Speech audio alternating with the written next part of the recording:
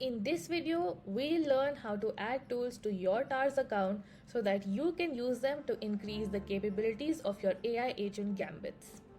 If you haven't seen our Tool Gambits video yet, I'd recommend that you go back and give it a quick watch before you come back to this video. Now, let's talk about adding tools to your account. To add tools, we'll head over to admin.hellotars.com/ai/tools. This is where we manage and add our tools. In the first fold, you can see and configure all the existing tools that you have already added to your account. But for some readily available tools, we can head into the second fold or the All Tools section. Now, some tools like DuckDuckGo search don't require anything at all and you can just add them to your account directly. But for most tools, whether custom or ready-made, you will require an API key. If you've seen any videos from our AI Agents by TARS playlist, you would have seen how easy it is to get an API key from any tool. Most of the tools shown in that playlist are completely free, so all you need to do is find a tool that fits your needs, sign up for the tool, and get the API key. Now let's talk about setting up custom tools. To add custom tools, you can click the Add Tool button at the very top. Each custom tool needs a name and a description.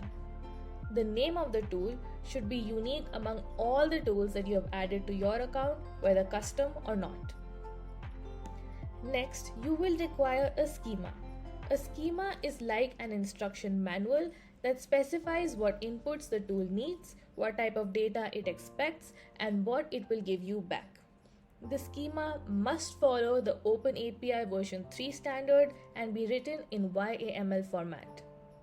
Usually, I just use ChatGPT to write the schema for me by sharing the tool's documentation link like we saw with FileCrawl in the previous video. Finally, we need to add our API key and authorize it using these two sections. For these sections, I'll first go with the technical explanation, then make it easier to understand with an analogy. Let's start with the authorization section. This is specifically designed for handling your API authentication credentials. It's a guided setup that helps you format your access credentials properly, whether that's a bearer token, an API key, or basic auth. It automatically structures your authentication in the way that most services expect. Now let's talk about the header section. This is for adding any other custom information that the API might need beyond just authentication. It's for adding instructions with your request, things like specifying what format you want the response in, what version of the API to use, or other technical requirements that the service might have. If all of what I said just now sounded too complicated for you, don't worry, I am going to simplify it all using a metaphor. The API key is like an ID card, and the authorization of that ID card depends on the API service. Each service has different security requirements for how you present your access credentials, just like each hotel or building has different check-in procedures. So for this metaphor, let's just say that your API key is 123. You can customize the auth type. This is the different ways each building wants you to announce yourself when presenting your ID card. Some want you to say bearer 123, and others prefer API-key 123 or just authorization 123. Same ID card, different announcement format.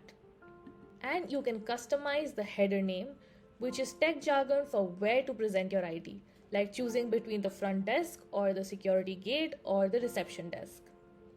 This flexibility exists in TARS so that your agent can work with pretty much any service, no matter how they want to receive your credentials. But this also tells us that adding custom tools can be a bit tricky because there isn't a one-size-fits-all approach to setting up custom tools.